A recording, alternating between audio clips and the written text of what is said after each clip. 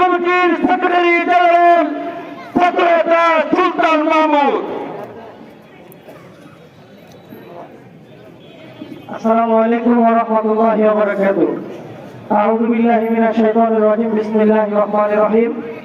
এখন থেকে নিয়ে মোহতারাম বিশ্ব হুজুরের আরো 5টা প্রোগ্রাম আছে, যার কারণে একেবারে সরকারে বলছি দেরি করার সুযোগ নেই। প্রিয় ভাইয়েরা আমার, উত্তর জনপদের মানুষ আপনারা, বাংলাদেশ 54 বছরে যতগুলো সুযোগ উন্নয়ন করা যেত, একটা জাতীয় নির্বাচন মানে নতুন একটি সরকার আসবে। তার কাজ হচ্ছে বাংলাদেশের আপামর জনতা এবং সকল খাতকে উন্নয়ন করা। কিন্তু আমরা বারবার যাদেরকে ভোট দিয়েছিলাম, আপনি দেখেন গ্লোবাল হেলথ সিকিউরিটি ইন্ডেক্স, এটা আন্তর্জাতিক সূচক, তারা বলছে বাংলাদেশের স্বাস্থ্য খাতে যে সুবিধা আমরা পাই এটা হলো 95তম। এর মানে আমাদের আগে আরো 54টা দেশ আছে যারা আমাদের থেকে আরো ভালো সুযোগ সুবিধা পায়। আমরা 95 নম্বরে রয়েছি।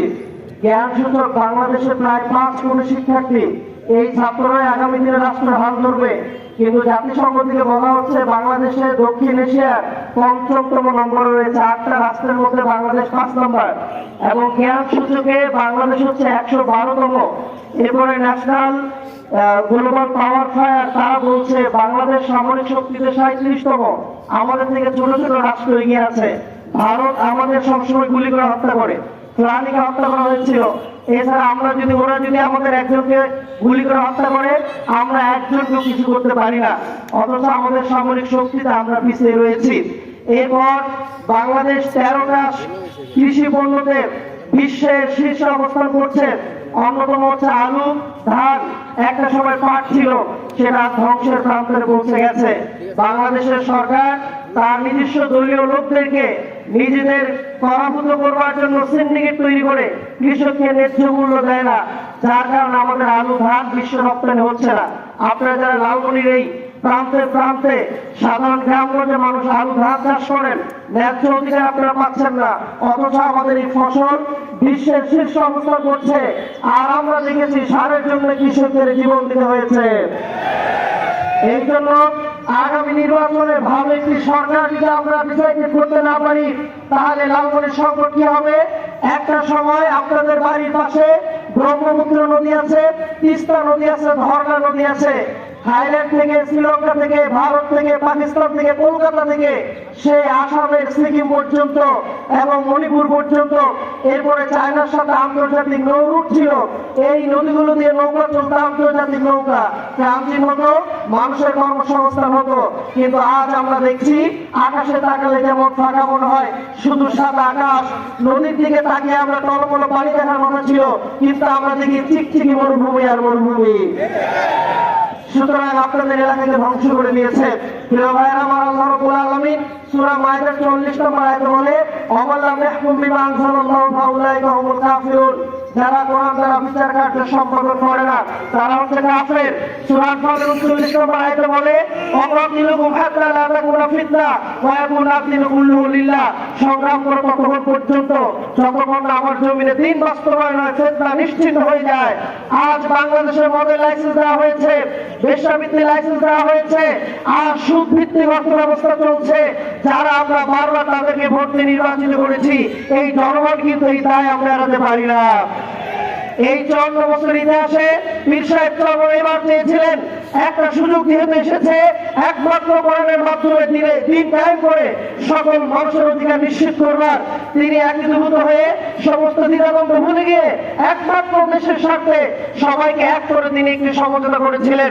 আপনারা জানেন লালমনিরহাট থেকে আপনি যদি আপনাদের এই এলাকায় আসতে চান, আপনাকে আদিতবাড়ি হয়ে আসতে হবে অথবা বিকল্প পথ বেছে আসতে হবে। বা 11 জন মিলে আপনারা সমঝোতা করলেন যে আমরা আদিতবাড়ি শহর থেকে ঢুকবো, কিন্তু প্রতিমধ্যে আপনাকে একা রেখে বাকি 10 জন যদি বাঁকা পথে হাঁটে, তাহলে কি আপনি চুক্তি ভঙ্গ করলেন না তারা ভঙ্গ করলো? পীর সাহেব চরমনাই যে সমঝোতা করেছিলেন, এটার মূল মাকসাদ ছিল ইসলামকে ক্ষমতায় নেওয়া। যখন তারা আমেরিকার কাছে ইসলাম বিক্রি করে, যখন বলেছে শরিয়া আইন দ্বারা দেশ পরিচালনা করবে না, পীর সাহেব চরমনাই তাদের সাথে থাকেন নাই। ইসলামকে নিয়ে তিনি একক বাক্স নিয়েছেন। লাস্ট একটা কথা বলে শেষ করে দিচ্ছি।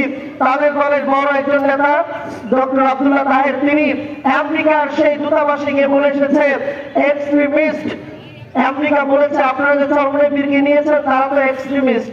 ইংলিশ শব্দ মানে হচ্ছে চরমনাই পীর জঙ্গি, তিনি হচ্ছে উগ্রপন্থী এবং তিনি হচ্ছে চরমপন্থী।